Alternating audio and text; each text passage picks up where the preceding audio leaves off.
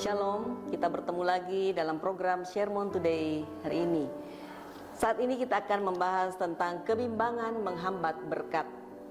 Saudara yang dikasih oleh Tuhan, saya pernah diajak ke Bunaken di Manado yang terkenal dengan taman lautnya yang indah. Pada waktu itu kami naik perahu bermotor sampai ke tengah laut. Dan di tengah laut itulah kami diturunkan.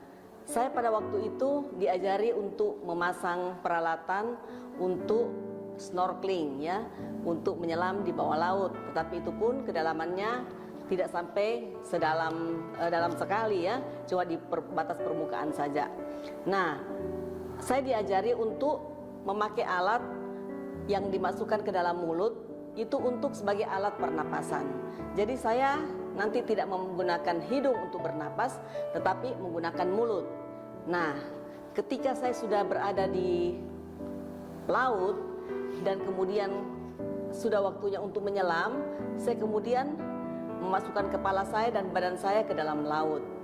Dan betapa terkejutnya saya, saudara, ketika saya melihat bahwa di dalam laut itu ternyata banyak seperti bukit-bukit tidak rata.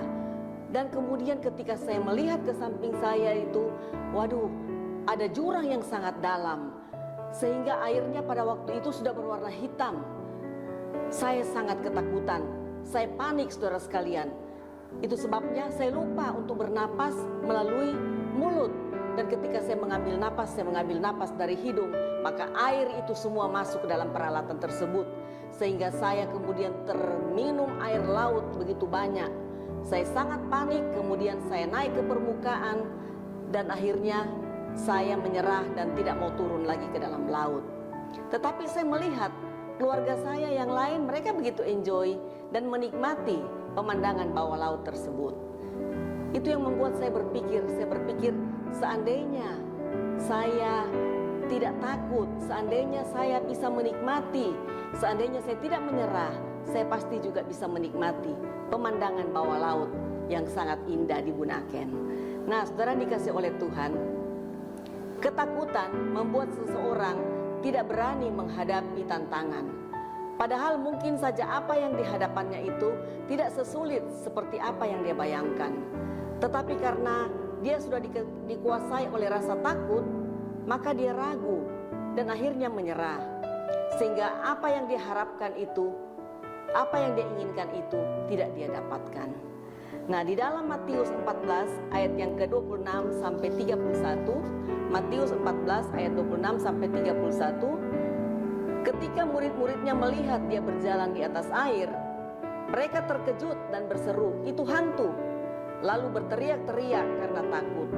Tetapi segera Yesus berkata kepada mereka, "Tenanglah, aku ini, jangan takut." Lalu Petrus berseru dan menjawab dia, "Tuhan, apabila engkau itu, suruhlah aku datang kepadamu, berjalan di atas air." Kata Yesus, "Datanglah." Maka Petrus turun dari perahu dan berjalan di atas air mendapatkan Yesus. Tetapi ketika dirasakan tiupan angin, takutlah ia dan mulai tenggelam. Lalu berteriak, "Tuhan, tolonglah aku." Segera Yesus mengulurkan tangannya, memegang dia dan berkata, "Hai orang yang kurang percaya, mengapa engkau bimbang?" Nah, saudara dikasih oleh Tuhan, ini adalah peristiwa ketika Yesus berjalan di atas air. Murid-murid pada waktu itu dalam keadaan yang sangat bahaya dan mereka ketakutan karena terombang-ambing di laut dikarenakan angin sakal. Yesus datang dan berkata, "Tenang, aku ini, jangan takut." Tetapi Petrus, saudara sekalian, untuk meyakinkan bahwa apakah benar itu Tuhan, maka dia meminta supaya Tuhan menyuruh dia untuk berjalan di atas air. Dan Yesus mengabulkan permintaan Petrus. Dia bisa berjalan di atas air, tetapi hanya sesaat saja. Oleh karena takut, akhirnya ia tenggelam. Tuhan berkata, "Hai orang yang kurang percaya, mengapa engkau bimbang?" Nah, orang yang bimbang berarti orang yang kurang percaya.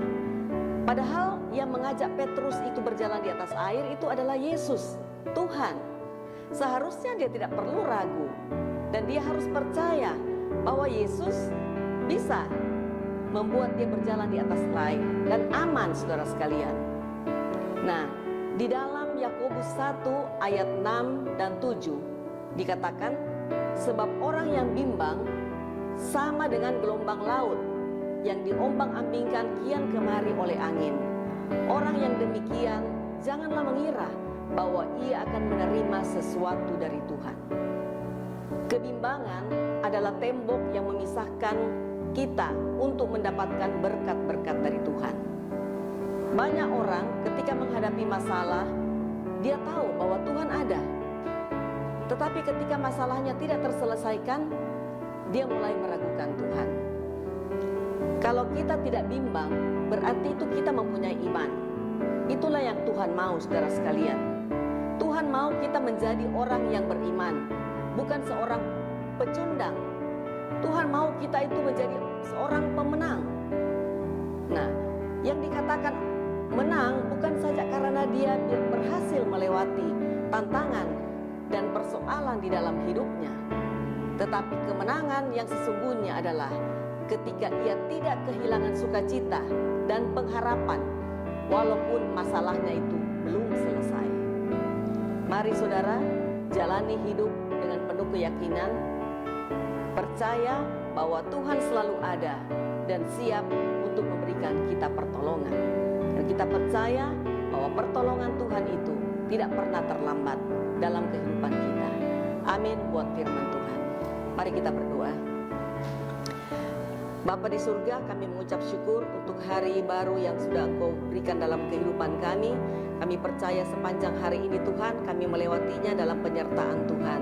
Terima kasih buat firman-Mu yang datang kepada kami, mengajar kami untuk tetap mempercayai Tuhan. Walaupun kami berada dalam berbagai-bagai masalah dalam kehidupan kami, kami percaya dan kami yakin bahwa pertolongan Tuhan tidak pernah terlambat.